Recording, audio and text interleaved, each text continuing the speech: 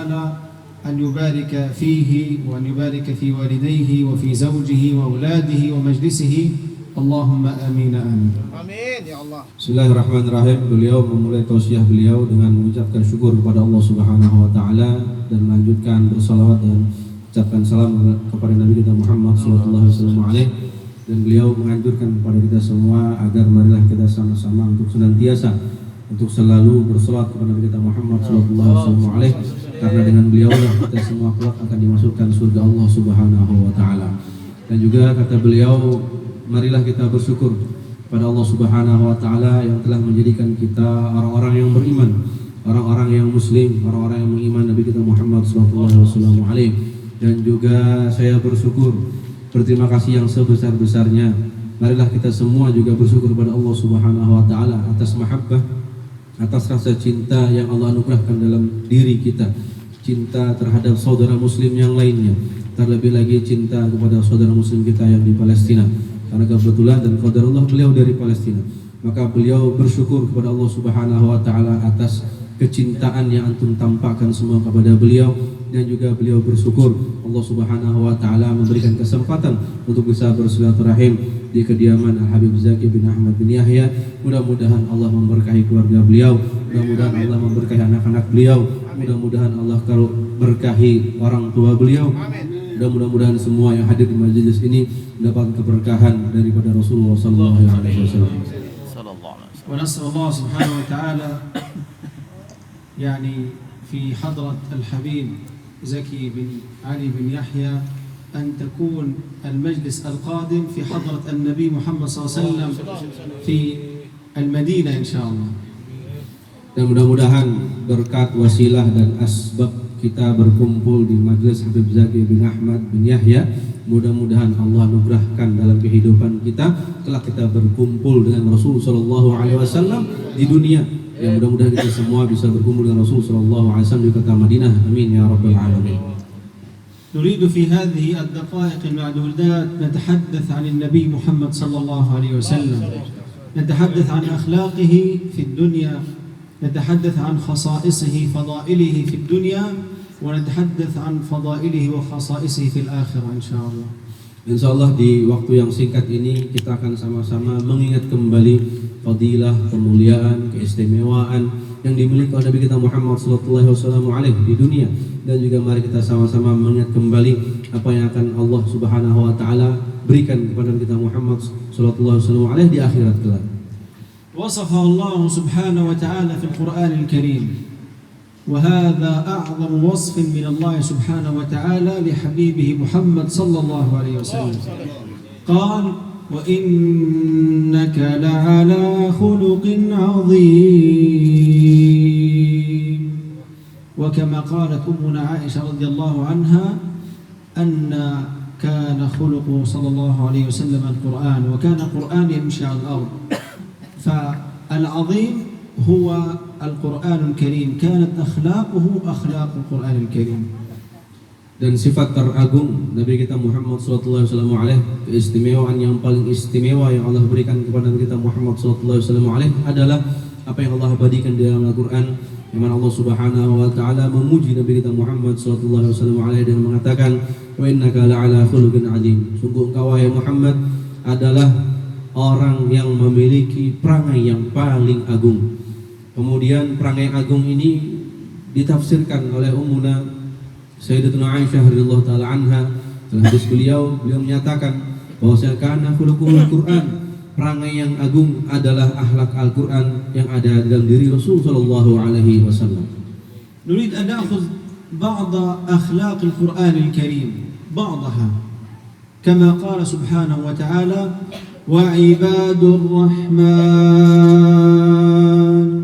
وعباد الرحمن الذين يمشون على الأرض هونا وإذا خاطبهم الجاهلون قالوا سلاما والذين يبيتون لربهم سجدا وقياما. Salah satu akhlak mulia, akhlak terpuji yang dimiliki Rasul sallallahu alaihi wasallam yang ada di dalam Al-Qur'an yang mana Allah Subhanahu wa taala mensifati orang-orang yang tergolong ibadur rahman, hamba-hamba Allah yang maha pengasih, orang-orang yang tergolong menjadi hambanya Allah. Kata Allah Subhanahu wa taala minimal memiliki beberapa sifat, yang mana sifat ini dimiliki oleh Rasul sallallahu alaihi wasallam. Yang pertama adalah ketika berjalan dengan tenang, berjalan dengan penuh ketawaduan, berjalan dengan penuh kerendahan, tidak ada angkuh, tidak ada congkak, tidak ada sombong dan seterusnya. Kemudian ketika bertemu dengan orang jahil, ketika bertemu dengan orang bodoh, ketika bertemu dengan orang yang kurang daripada kita, perkataan yang keluar dari mulutnya penuh dengan kebaikan, selamat daripada semua perkataan yang celah, tidak keluar dari mulut orang-orang yang hamba Allah Subhanahu wa taala kecuali omongan-omongan yang mulia, omongan-omongan yang baik, omongan-omongan yang tidak menyakiti hati. Dan juga hamba-hamba Allah Subhanahu wa taala ibadur rahman, salah satu sifatnya adalah ketika malam hari yang lain orang-orang tidur terlelap, mereka bangun kemudian mendekatkan diri kepada Allah Subhanahu wa taala. Wa min as-sifat wal akhlaq al-jamila fi al-Qur'an al-Karim wasaya Luqman li ibnihi alayhi salam, ya bunay aqimis salata wa'mur bil ma'ruf wanha 'anil munkar inna dhalika min 'azmil umur wa la tus'ir khaddaka lin-nasi wa la tamshi fil ardi marha inna Allaha la yuhibbu kulla mukhtalin fakhur waqsid fi mashyik واغضض من صوتك إن أنكر الأصوات لصوت الحمير.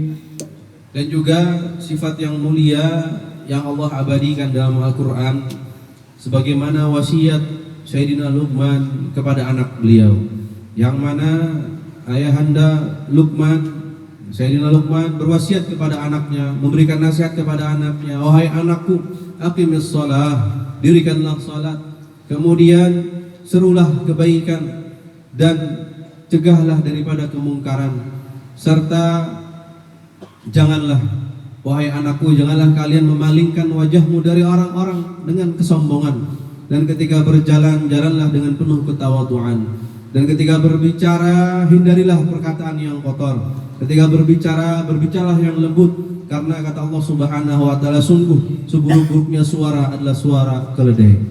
Hadhihi sifat kulluha mujtami'ah kanat fi habibikum Muhammad sallallahu alaihi wasallam.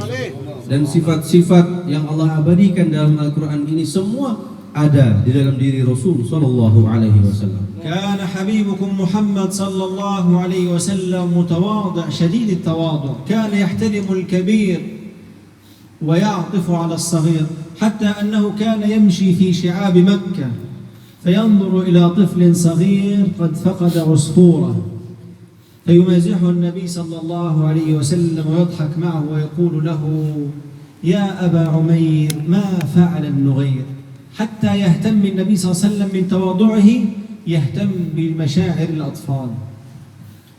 Lihat bagaimana Rasulullah Shallallahu Alaihi Wasallam memiliki sifat yang penuh dengan ketawaduan. Bagaimana Rasulullah Shallallahu Alaihi Wasallam memuliakan yang tua daripada beliau dan juga menyayangi orang-orang yang muda daripada beliau. Bahkan saking tawadunya Rasulullah Shallallahu Alaihi Wasallam ketika bertemu dengan anak kecil di kota Mekah, yang mana ketika itu anak kecil kehilangan burungnya, burung peliharaan. Jadi kehilangan burung peliharaannya. Kemudian Rasulullah Shallallahu Alaihi Wasallam ketika melihat anak kecil tersebut, lihat bagaimana akhlak Rasul Shallallahu Alaihi Wasallam. Kebetulan namanya Umar dan dipanggil Umair, dipanggil dengan sigah tasghir, yang mana artinya adalah memanggil dengan kesayangan, dengan penuh sayang. Jadi Rasul Shallallahu Alaihi Wasallam kepada anak kecil pun dengan penuh sayang memanggil anak kecil tersebut dengan panggilan tersayang. Dan ditanyakan, wahai anak kecil, apa yang terjadi? Kenapa burungmu hilang? Kenapa burungmu terbang dan seterusnya? ومن صفاته صلى الله عليه وسلم الرحمة، كان رحيما بأمته عليه الصلاة والسلام. من مواقف الرحمة العظيمة للنبي صلى الله عليه وسلم أنه يذهب إلى الطائف يدعوهم إلى دين الله سبحانه وتعالى، ووجد منهم أشد الإيذاء وأشد المسبات والتعنيف، حتى أنهم يرموا عليه الحجارة ويلقوا عليه النعال ويسبوه بأقبح الشتائم والمسبات. خرج النبي صلى الله عليه وسلم من الطائف وهو حزين منكسر القلب، فاستظل بظل شجرة، فيأتيه جبريل عليه السلام ومعه ملك الجبال فيقول له: يا محمد، مرني يا محمد، ماذا تريد أن أصنع بهؤلاء الكفار، هؤلاء المشركين؟ معي ملك الجبال، إذن لي يا محمد أن أطبق عليهم الأخشبين. فيقول له النبي صلى الله عليه وسلم: دعهم يا جبريل، دعهم يا جبريل، اتركهم يا جبريل، لعل الله يخرج من أصلابهم من يعبد الله لا يشرك به شيئا. Dan juga salah satu sifat mulia yang dimiliki Rasul Shallallahu Alaihi Wasallam adalah kasih sayang kepada kita semua umatnya. Terkhusus ketika itu Rasul Shallallahu Alaihi Wasallam pergi hijrah ke kota Taif, yang mana semua kita tahu ceritanya. Ketika Rasul Shallallahu Alaihi Wasallam datang ke kota Taif, bukanlah sebuah jamuan istimewa yang didapati oleh beliau, namun kemudian hinaan, cacian, bahkan orang-orang di kota Taif ketika itu melemparkan batu kepada Rasul Shallallahu Alaihi Wasallam, melemparkan sendal-sendal kepada Rasul Shallallahu Alaihi Wasallam, melemparkan cacian, makian, hinaan, semua hal-hal yang buruk ditujukan kepada Rasul Shallallahu Alaihi Wasallam, sehingga malaikat yang bertugas untuk menjaga gunung ini ngadu kepada malaikat Jibril, dan malaikat Jibril pun datang kepada Rasul sallallahu alaihi wasallam dan mengatakan, "Ya Rasulullah sallallahu alaihi wasallam, perintahkanlah aku untuk aku balikkan ini gunung kepada penduduk Taif." Tapi lihat bagaimana Rasul sallallahu alaihi wasallam kasih sayangnya kepada seluruh umat Nabi Muhammad sallallahu alaihi wasallam. Kata Rasul sallallahu alaihi wasallam, "Dahu ya Jibril, biarkan saja ya Jibril. Biarkan saja mereka menghinaku, biarkan saja mereka mengotoriku, biarkan saja mereka melemparku, biarkan saja wahai Jibril. Sungguh mereka orang-orang yang tidak mengetahui, karena aku berharap pada Allah Subhanahu wa taala, mudah-mudahan keluar daripada zuriat-zuriat mereka orang-orang yang menyembah Allah Subhanahu wa taala." ماذا حصل لأهل الطائف؟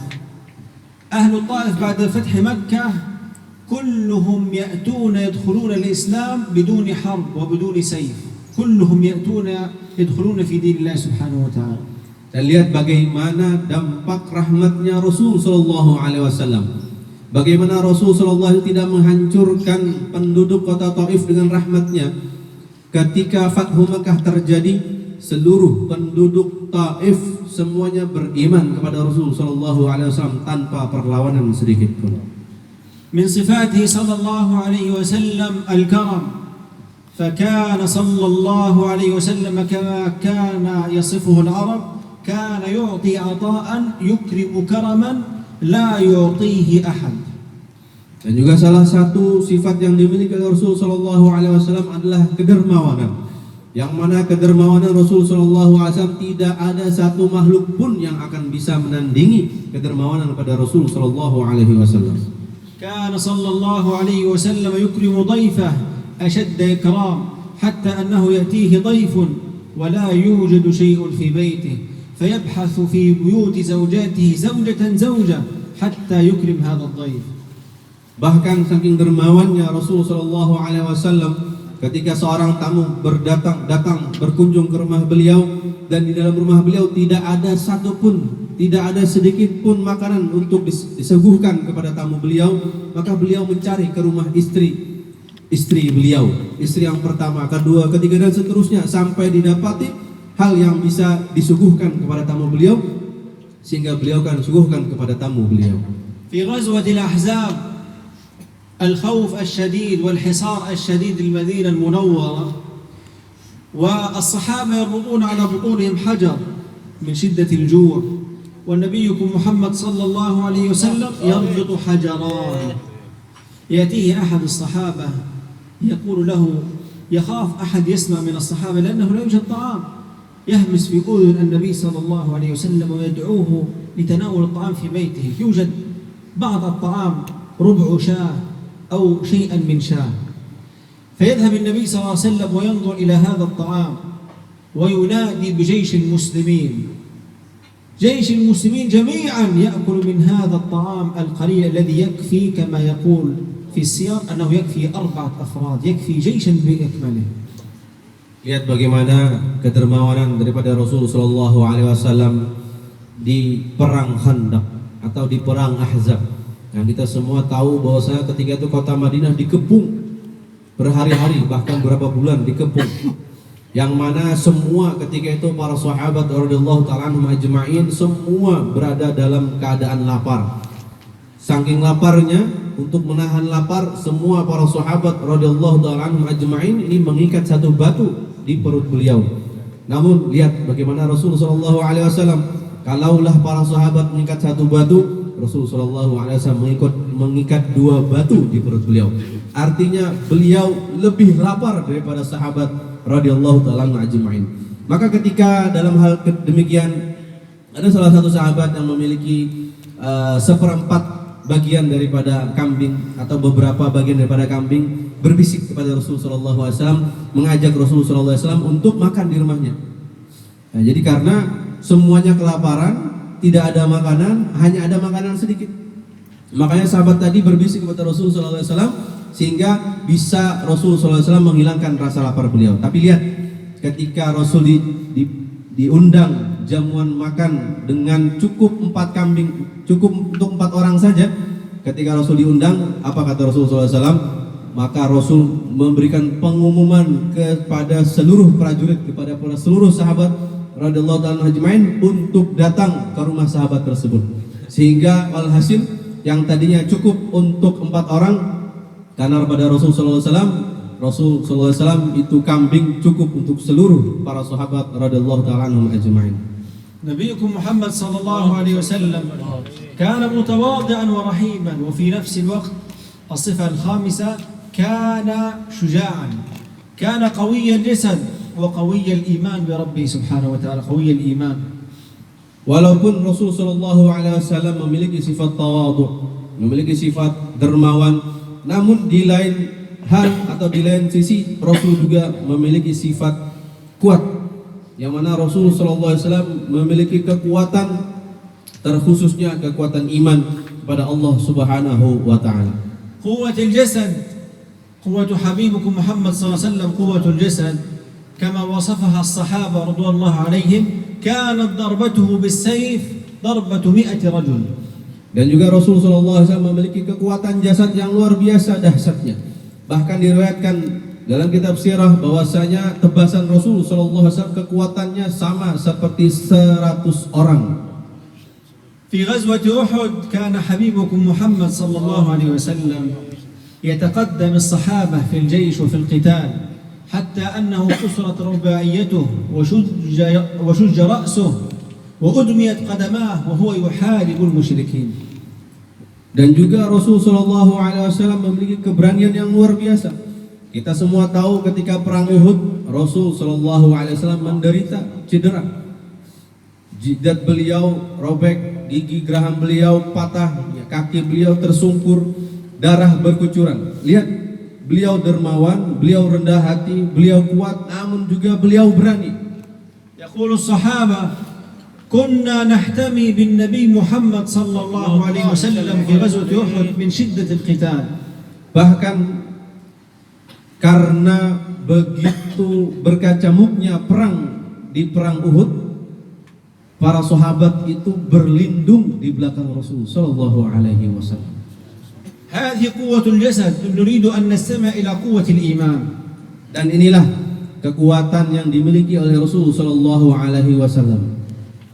Fi hijratihi ma Abi Bakr, kan Abu Bakr khaif. ويقول النبي صلى الله عليه وسلم يا رسول الله لو نظر أحدهم موضع قدمه لرآنا، فيقول له النبي صلى الله عليه وسلم الواثق بنصر ربه يا أبا بكر ما ظنك باثنين الله ثالثهما إذ يقول لصاحبه لا تحزن، إذ يقول لأبي بكر لا تحزن، إذ يقول لصاحبه لا تحزن إن الله معنا. Dan tadi yang kita ceritakan adalah kekuatan jasad daripada Rasul sallallahu alaihi wasallam.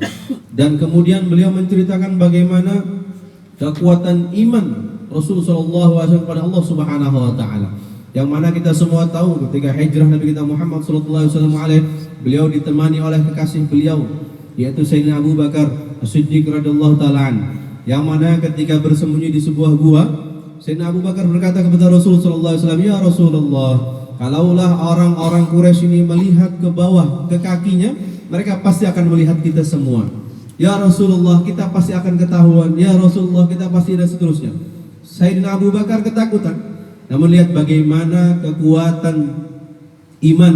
Rasul sallallahu alaihi wasallam mengatakan kepada Sayyidina Abu Bakar, "Wahai sahabatku, wahai temanku, wahai kekasihku, bukankah kita tidaklah berdua, namun kita bertiga dengan Allah Subhanahu wa taala." Maka Rasulullah SAW menyampaikan, "La tahzan, ya Abu Bakar, la tahzan, innallaha ma'ana." Wahai Abu Bakar, janganlah bersedih, janganlah takut, janganlah gelisah.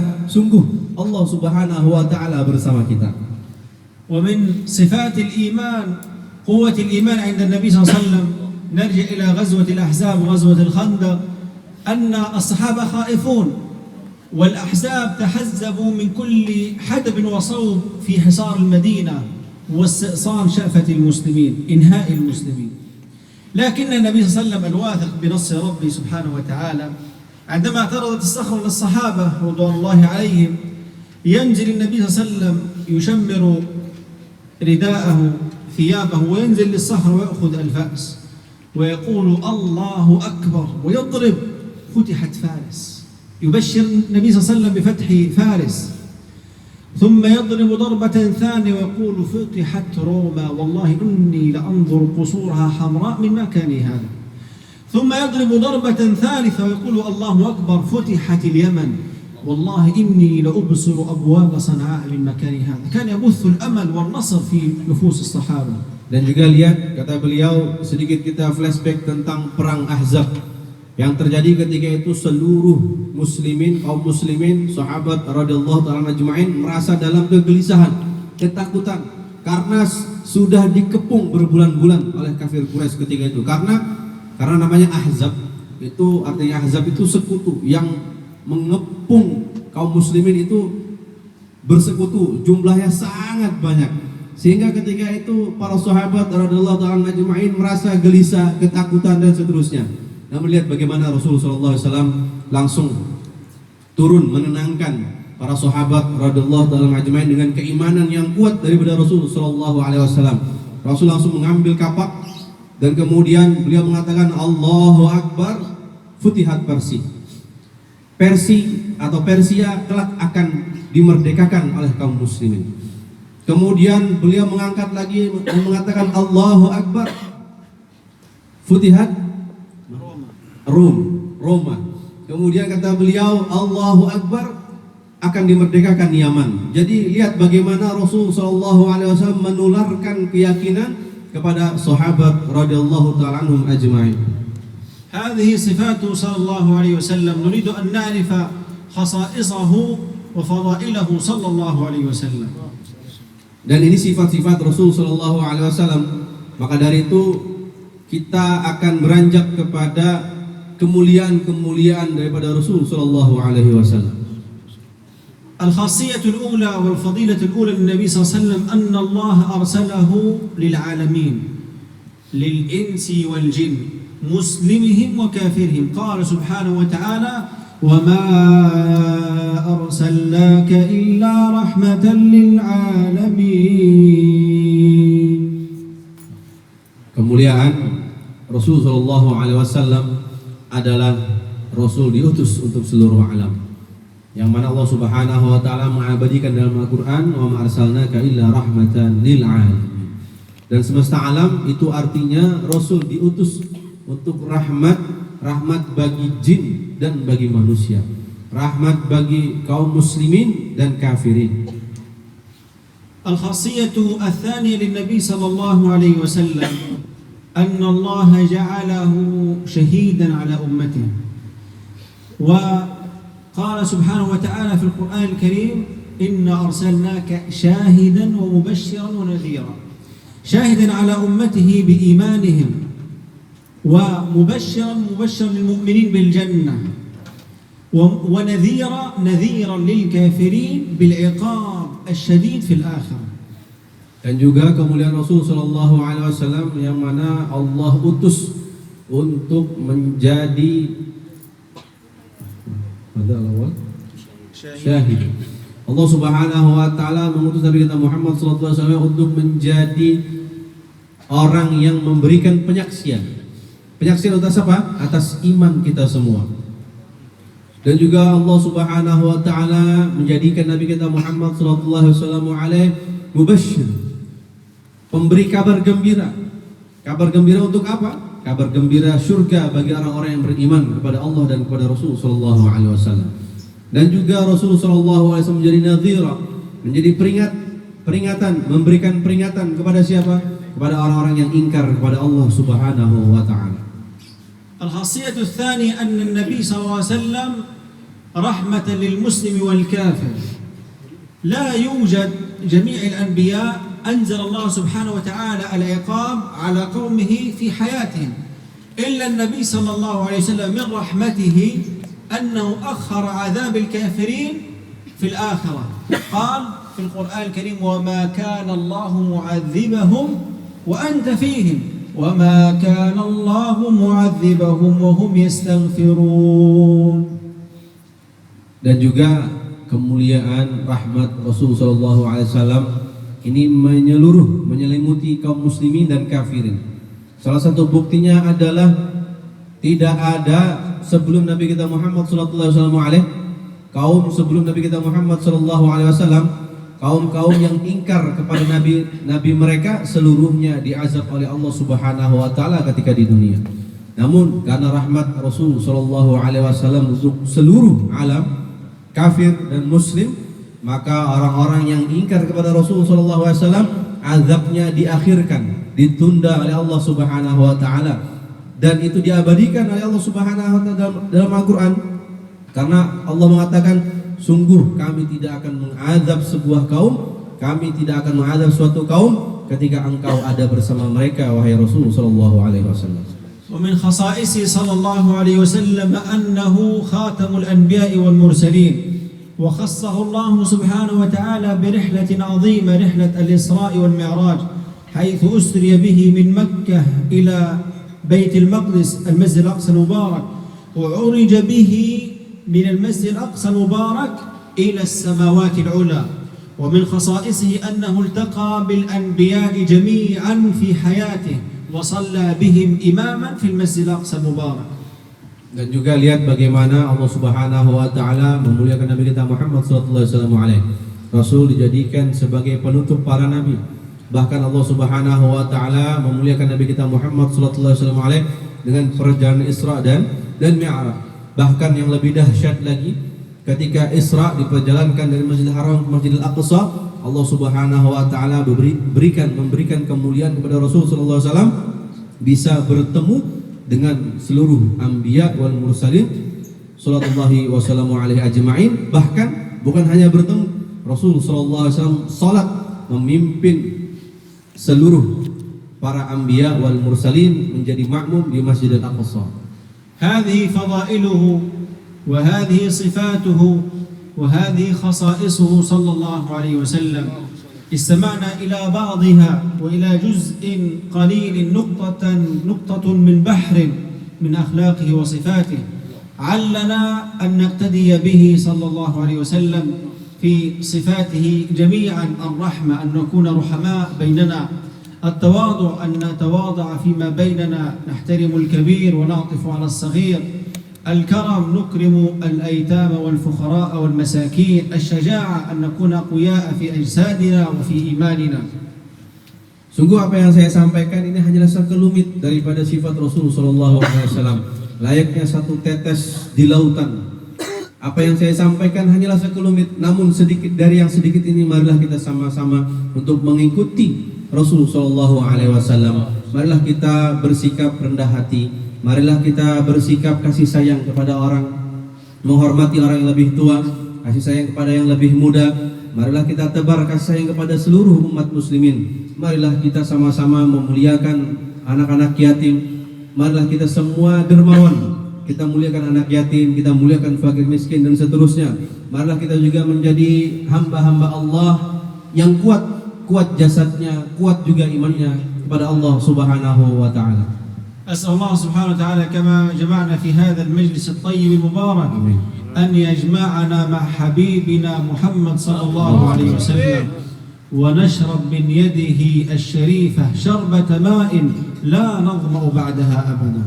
Dan mudah-mudahan sebagaimana kita kumpul di majelis ini di dunia, Allah Subhanahu wa taala kumpulkan kita juga nanti bermajlis dengan Rasulullah sallallahu alaihi wasallam. Dan mudah-mudahan Allah Subhanahu wa taala memberikan kemuliaan kepada kita meminum air dari Telaga Kausar langsung dari tangan Nabi kita Muhammad sallallahu alaihi wasallam, yang mana barang siapa yang minum dari air tersebut tidak akan pernah haus lagi selama-lamanya. Barakallahu fiikum wa jazakumullahu khairan wassalamu alaikum warahmatullahi wabarakatuh. Ini yang bisa ulun sampaikan dan ulun terjemahkan, kurang lebihnya mohon dimaafkan. Terima kasih atas segala perhatian. Bila taufiqul hidayah wa ridwal inayah. Assalamualaikum warahmatullahi wabarakatuh. أفضل ذكر فاعلم أنه لا إله إلا الله لا إله إلا الله لا إله إلا الله لا إله إلا الله لا إله إلا الله